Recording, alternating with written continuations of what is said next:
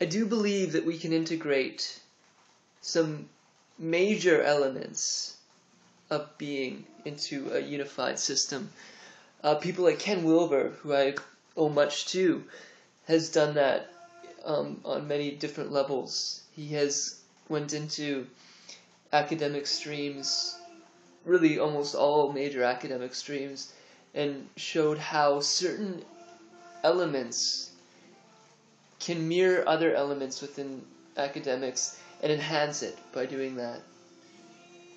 I'm looking at Ken's model because I think on many levels it has so much accuracy that it doesn't really need much improving. In the political domain, I think it does, and I've been doing personal work on that. But that's, even in a certain sense, I'm a little skeptical of my pursuits there. But nevertheless, I do think people need to navigate that, because even Ken himself says he's a bit confused on the political schema. I think I've heard him say that in the Third Way Politics, which I'll post. But what I'm working on is a theory that integrates he has 5 major domains, if you don't know it: states, stages, quadrants, lines, and types. I think I have found a way, in a sense, to map the DNA of states, stages, and what he calls quadrants into a unifying or singular system. Just recently I've found a way, I think, to integrate states in there, by still doing justice, I think, to what Ken has originally envisioned. I just think in some levels it complicates things, but it actually, I believe, I think it actually strengthens his general vision, in the sense that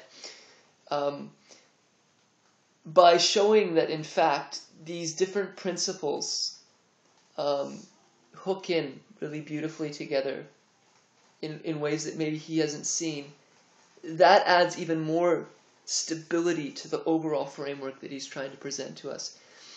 The downside to this is that on a certain level, it's actually more abstract from the academic, the empirical scientific domain, in a certain sense, although it still includes all those empirical elements that he presents in his theory.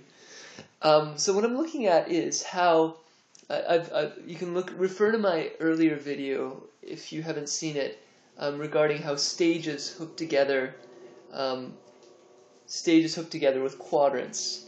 So I'm not going to rehash that too much, but I'm going to add now this idea of states, and then coordinate that a little bit with politics, because I'm going into this more and more, I think, interconnected mind system, hopefully. So riffing off Wilber's theory of states, there's this idea that we are in a gross waking state that is, primarily the alpha and beta brainwaves that take place in our brain mind. And then we move into the the sleeping state, the REM state, which is, I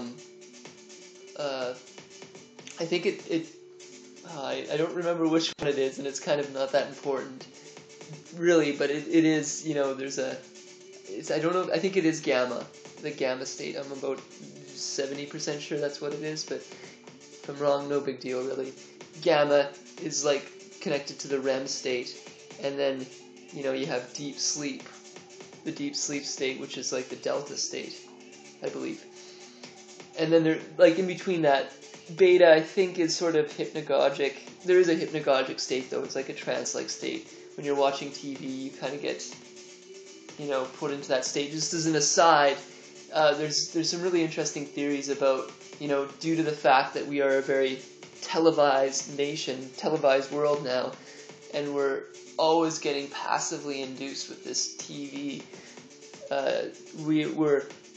our brain mind is shifting more into a visual mind instead of more of the auditory /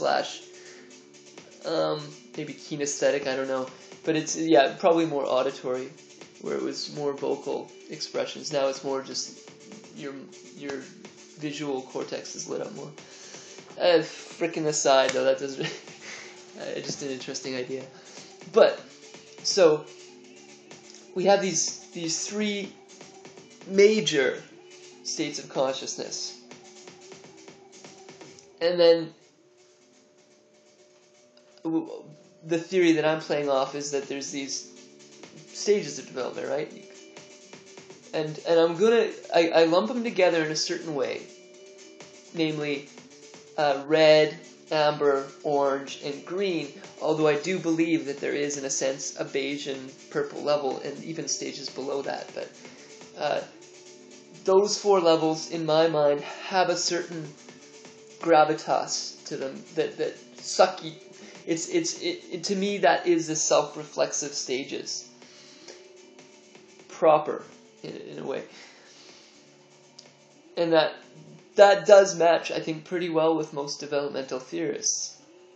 You know, first person, second person, third person, fourth person, where this is from an individual perspective. Those four perspectives are takeable from a particular body-mind. Some of the theories go beyond that, but I'm thinking that beyond that is actually, in a sense, non-translatable within a particular culture that transcends our culture. Not very well put and very hard to understand, I think, but I can't really explain it much better. Because those stages of development are sort of in the future, and the culture will look different, and how we relate will look different. And I think even, and this is a theory, that we're going to have techno-minds that to some degree, and this could be biological, and there's a lot of scary stuff in this, but it has much to do with evolution and the kind of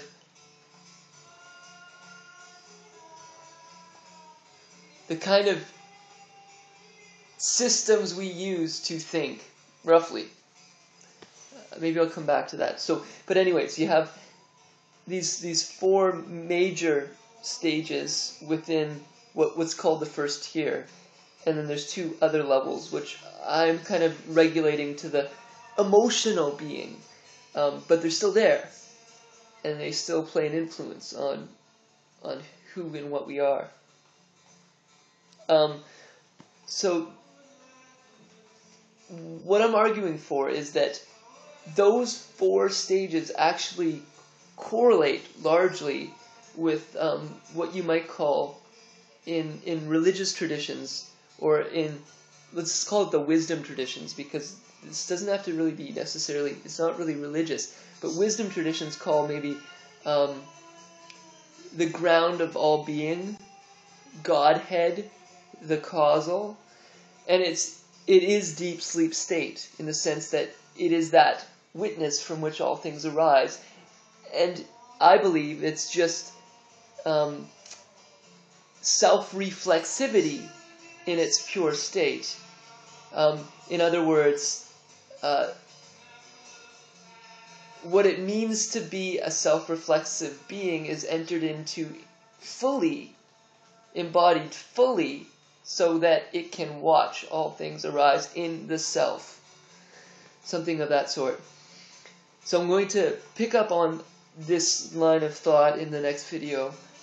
It is, just for your information, this is not something that I fully have embodied. So I'm speaking in a sense a little bit outside of my capabilities, but I speak in the sense because these things seem to fit together in my mind, and I've spoken with enough people and thought about this enough to feel somewhat confident in what I'm saying. But don't treat me as like a guru in that, or blah. I'm not, I'm just speaking a theory, a philosophical theory, in other words, about these things. And this is an important piece to the overarching theory that I'm trying to work on, so I have to work on it. I'll keep going in the next video, though. Part 1.